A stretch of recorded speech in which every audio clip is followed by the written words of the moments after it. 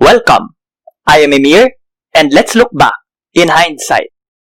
Let's now go to the story of the Samantha mod. Semyon is still Semyon. I think it's Semyon actually, because Simon.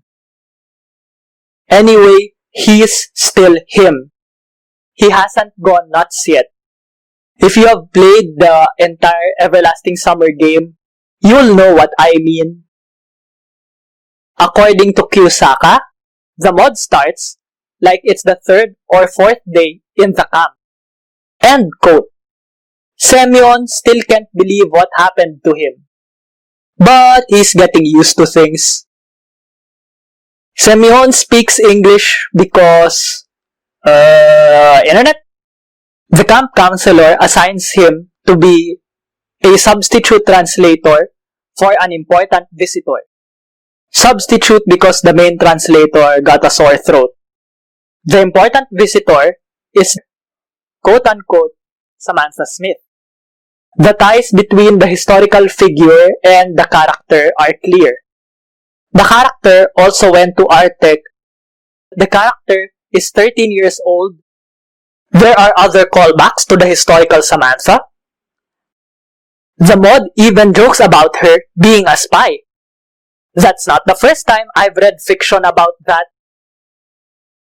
Unlike her historical counterpart, the Samantha character is unsupervised. Her parents are not around this time. So are the press.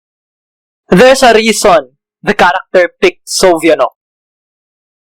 I won't spoil the mod in this video. I encourage you to play it yourself. Days 1 to 4 and Day 6 have already been translated to English. Or, if you understand Russian, even better, you can play all 10 days. But, if you want spoilers, Victor and I have translated the flowcharts. Links are below.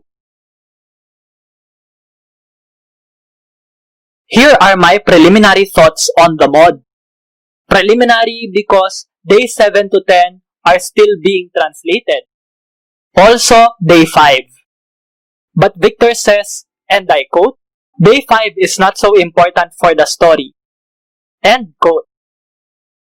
First, I appreciate that the mod doesn't go through the usual explicit staple of visual novels. The original Everlasting Summer game falls into this trope, and the scenes there don't even contribute to the story. It's just fan service. Too much fan service. So far, I haven't encountered any explicit scene in this mod. Kiyosaka tells me that there's one. Don't worry. Not involving Samantha. According to Kiyosaka, and I quote, it was impossible from the start. I had no right and no desire to add them. The pure image of the heroine is precious. It's kinda the same with the others. End quote. Second, I like the music in this mod. It uses the score from the original game, but it also uses pop songs. Kiyosaka said, and you know the drill, some of them are just the songs I like. And I also specifically looked for some songs. Some of them came from some 80s charts on YouTube. I'll talk about the music in a separate video. Maybe. I don't know. I'll wait for the English version to be finished. For now, I have one thing to say. I'm a Phil Collins and I'm still singing in the background. Third, I have two favorite scenes from the mod out of those translated so far. This is the first. I'm not sure if this is canon. I'm not sure the actual Samantha was a fan of any of these. It would have been cool if she were a philatelist like me.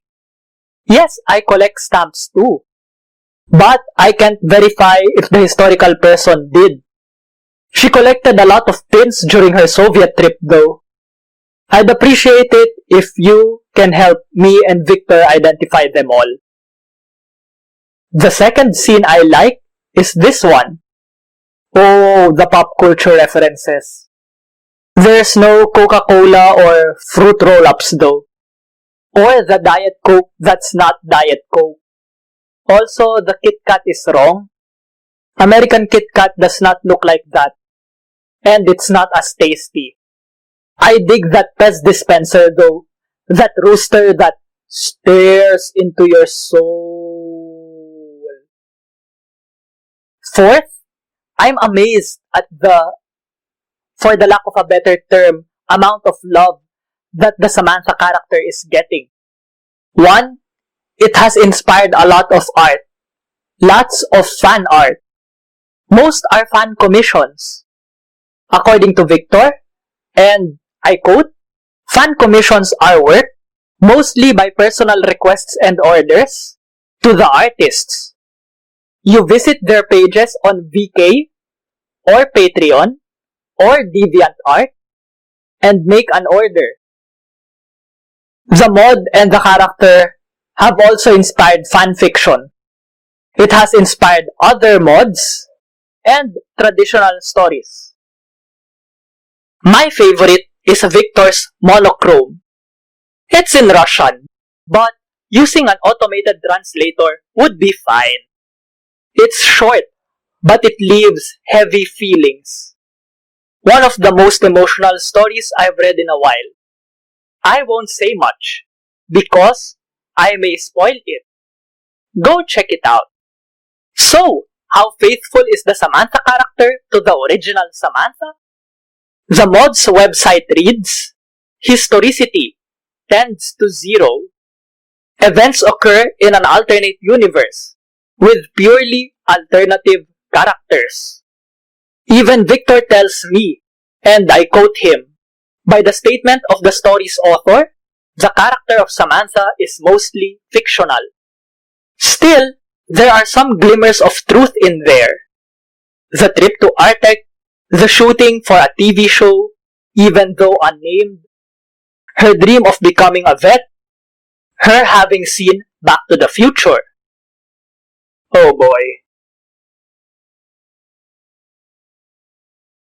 Okay, even with the character having little connection with the historical person, I still have 2 more things to say.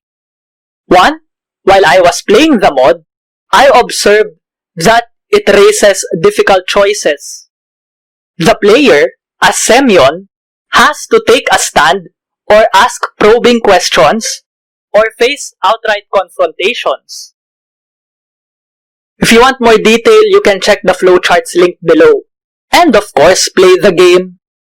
Even if the historicity of the Samantha character is 0, this aspect of the mod about difficult choices got this part right about the real Samantha's life. I can't imagine the media scrutiny after her letter was published in Pravda. Her letter asking the Soviet ambassador to the United States if Yuri Andropov intended to reply. Andropov's letter stating that the Soviet Union did not intend to launch a war and inviting Sam to visit his country, and her trip with her parents. All these, I can't imagine to be easy. Add the fact of being called a propaganda tool. She could have simply avoided all that, but she didn't. She chose not to, because it was not the right thing to do. I mentioned my thoughts to Kiyosaka, and he said, maybe a part of it. There are lots of choices in the mod. At least some of them have to be meaningful. And also, there are some serious topics involved as well. The choices must correspond with them too. I also told Victor my thoughts. He said, and ditto, and about difficult choices. Yes, Samantha was very brave to accept all the risks of her Soviet trip. I wonder if my observation on difficult choices continues for the rest of the mod. 2. And more importantly, I hope the Samantha mod encourages people to check out the real Samantha Smith, to learn from her life and legacy.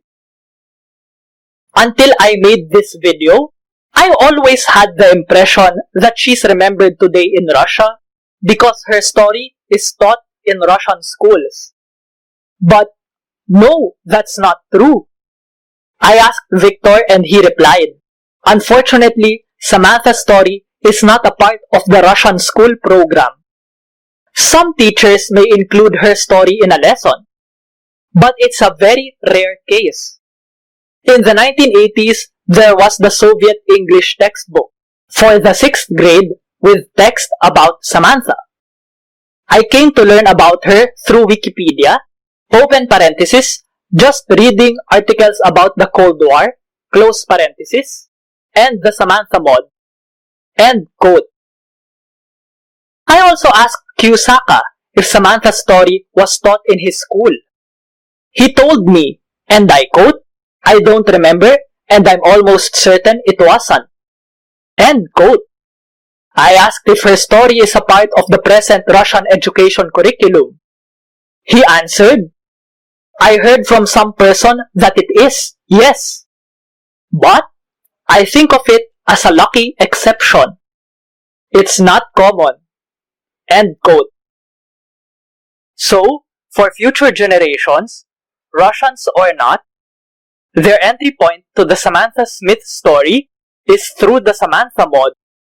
I hope that those who would play the mod or watch videos about it would become curious about the historical person, what she did and what she stood for, what we can learn from her, and what we can do to continue her legacy. Have you played the Samantha mod already? Have you played all 10 days? Or just the days translated in English? What did you think of it? Have you played the original Everlasting Summer game? What did you enjoy about it? What did you not enjoy about it? Is there anything wrong with what I've said in this video? What are your thoughts on my opinions? Please comment on the YouTube page of this video. Please like, share, subscribe, and ring the bell to be notified instantly when new episodes of In Hindsight / Balik Tanaw come out. Maybe I'll upload another video on the Samantha mod or on Samantha Smith. Who knows? Stay safe, stay healthy. Until we meet again.